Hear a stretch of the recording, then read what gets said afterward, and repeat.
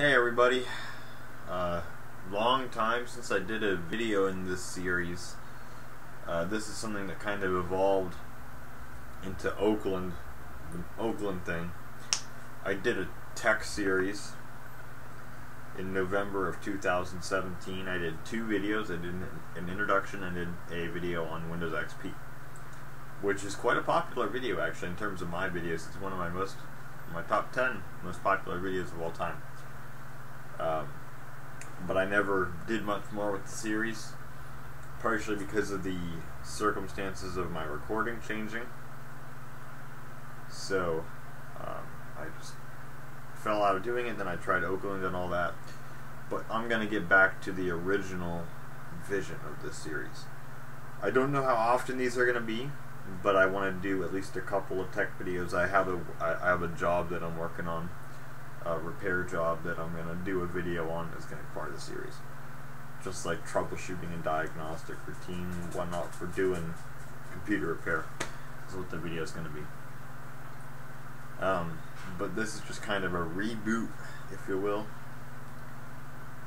Introduction. Not really introduction. I'll make a new playlist for tech videos. You can go watch my original new tech series video, and that explains basically still what I'm doing. Basically the same things I described in that video. Just technology talk and help and tips and whatnot. And today's topic is going to be monitors. What monitor size should you look for, and what specs should you be looking for on a monitor? Now this is something that depends on your use case. If you are a gamer, you want a monitor that has a high refresh rate. You probably already know this stuff if you're a gamer. You need a high refresh rate. You need, or high refresh rate's good. You need a low, of course when I try to do this video the term does not come to me. The millisecond response of your screen, the delay, whatever it is, why am I not remembering the term that's used here?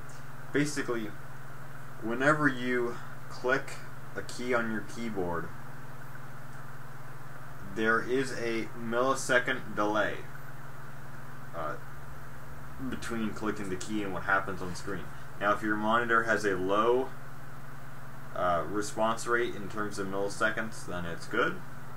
But of course, some monitors take longer to refresh and show what's going on. Sorry if I forgot the term and I was not able to describe that very well, but you need you need to have a monitor that has a low millisecond count, if you know what I'm trying to say.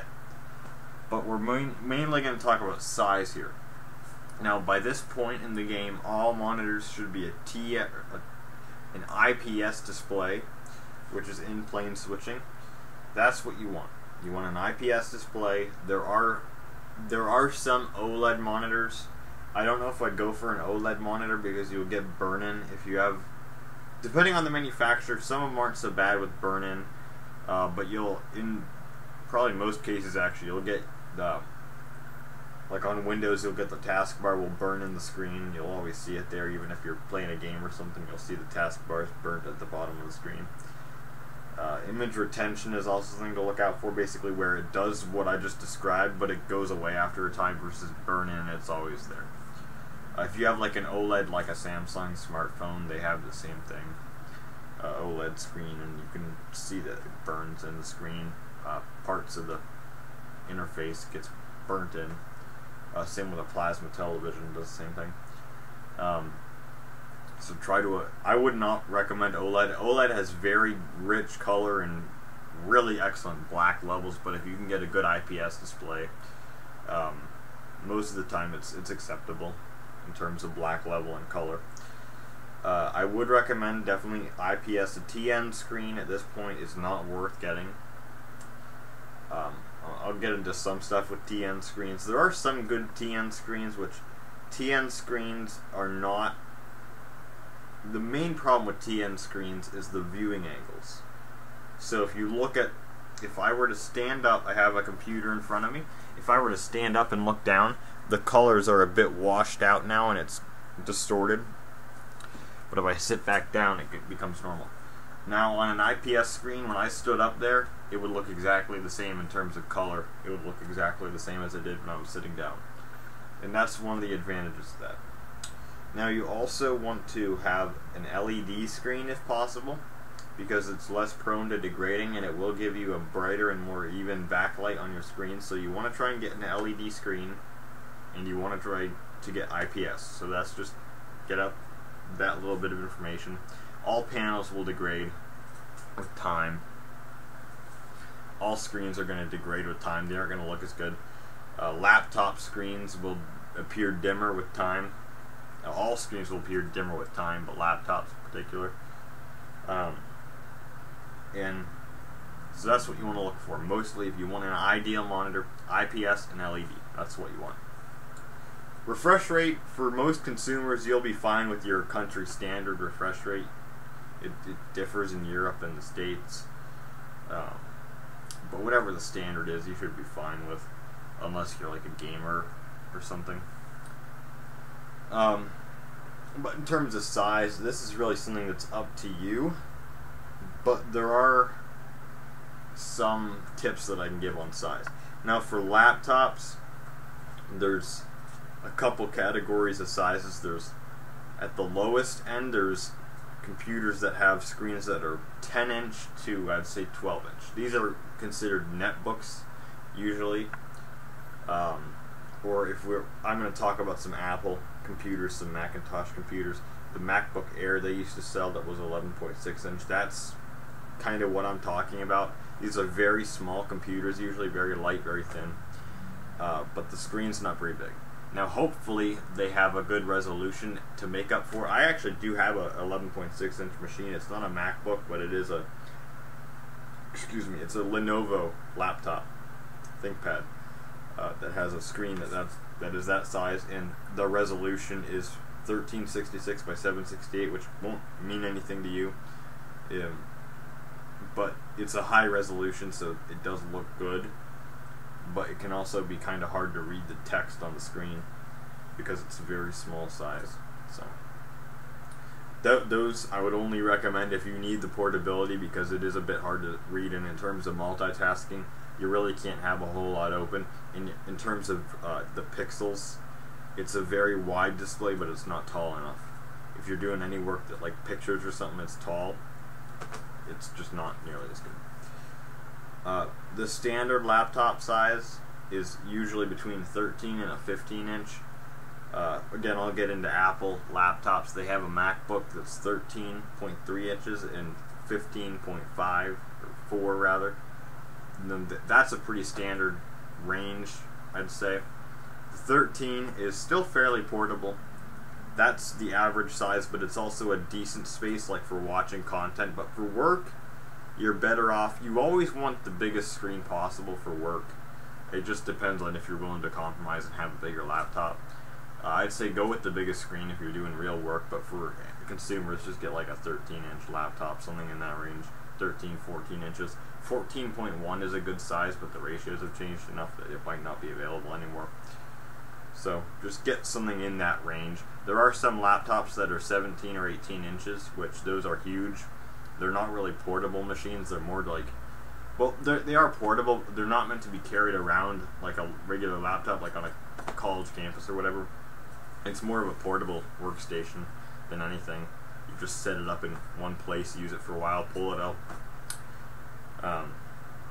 So those aren't really a consideration for consumers, though. Most consumers don't need a laptop with an 18-inch screen. Now for desktops, this is where it gets contentious, because I have monitors. I don't have many big monitors. I have quite a few monitors. My smallest is 15 for desktop, and my biggest is only 21.5. So I don't have very big monitors. If you can deal with like a 17-inch screen, then great. If you can deal with a 19-inch or a 20, then great. They're not very big. The computer monitor is usually a very small one, so it's good for small spaces, or if you want multiple setup. But if you just want one good monitor, I'd recommend a 24 or a 27-inch monitor. It's a pretty good size, but it depends on how big your desk is and how scaled your room is to the desk. it might look awkward or it might push against other things. 24 is a safe bet. A lot of people like 24-inch screens, and there's 27-inch. Big screens are always good for productivity. You have more stuff open, more windows on the screen at one time. You can have a browser open, and you can have your instant messaging client or whatever open at the same time, and then you can have like a calculator in the corner. You can have, I mean, you can do that on most screens, I imagine, that are 17 or bigger. But that just gives you an example of what you can do usually. There are screens that go way bigger than that. You can get 30 to 40 inches. Most consumers don't need a screen that big. Most laptops have HDMI built in. You can plug it into a flat screen television and have it be displayed on that. I have a 28-inch Samsung television that I plug a laptop into, and it works fine. So that's also a consideration. If you have a smaller laptop, you can always plug it into an external display that's bigger at home. So that is something else to consider. So if you want to go for like a 13-inch, and then you could just plug it into something bigger when you need the space. The monitor size for desktop, though, is a bit more permanent because, well, some desktops now you can plug in. They also have HDMI if the card has HDMI on it, or if I'm pretty sure a lot of DVI stuff can be converted over to HDMI pretty easily because it uses a lot of the same stuff. But like I say, 24-inch I'd say is a good bet for consumers. 24 to 27.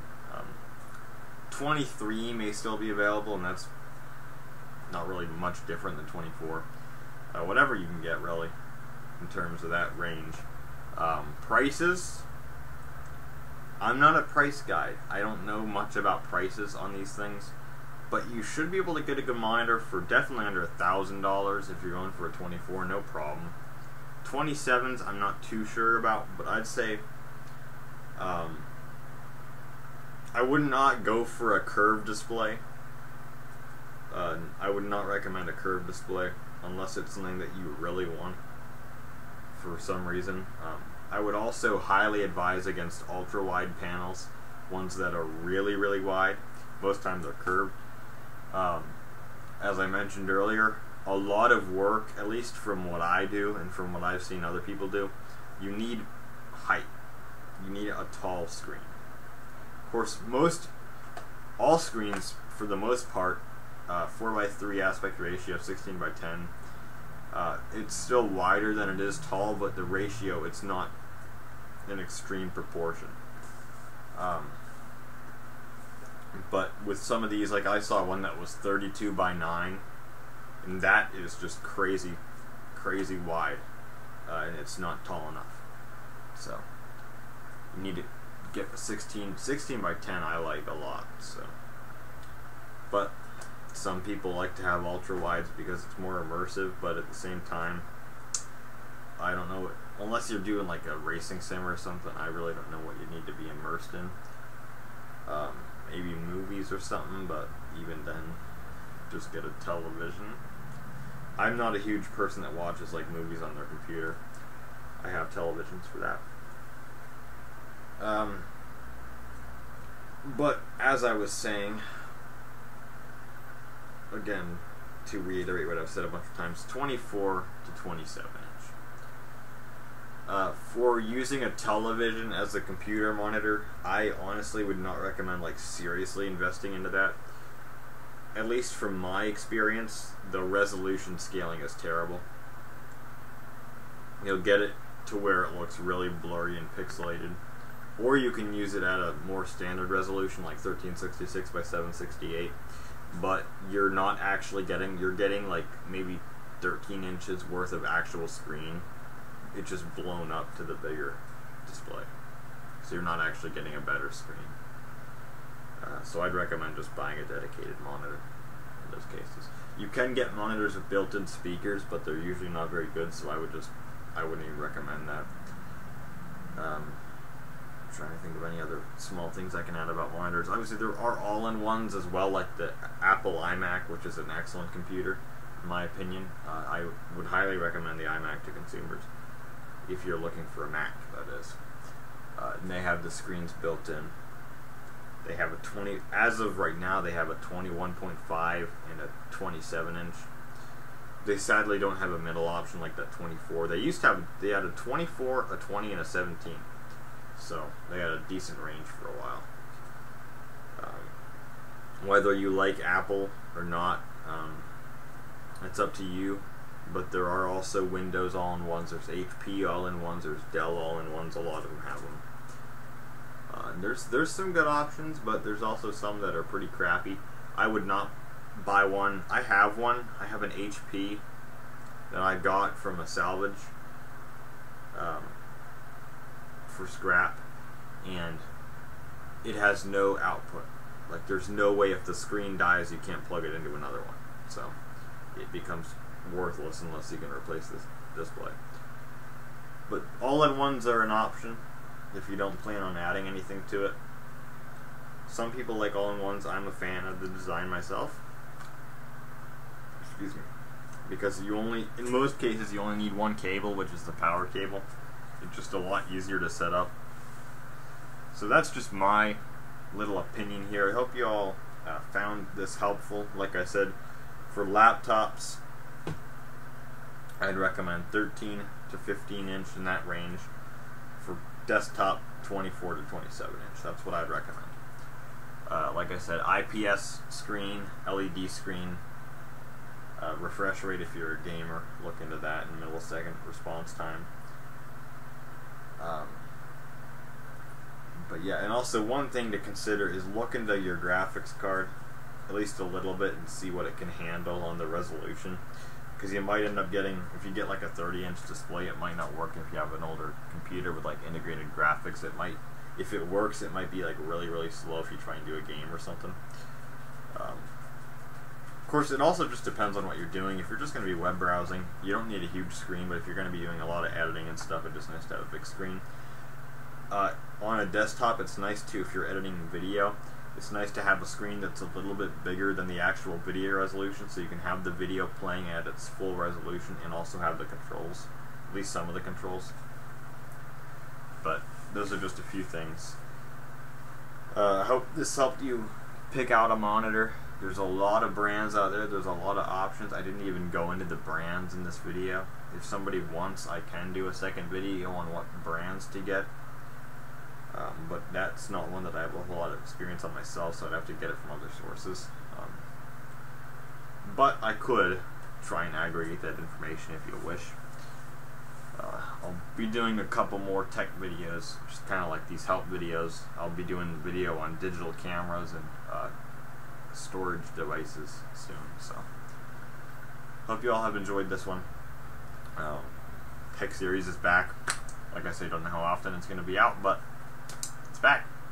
So, catch you guys later.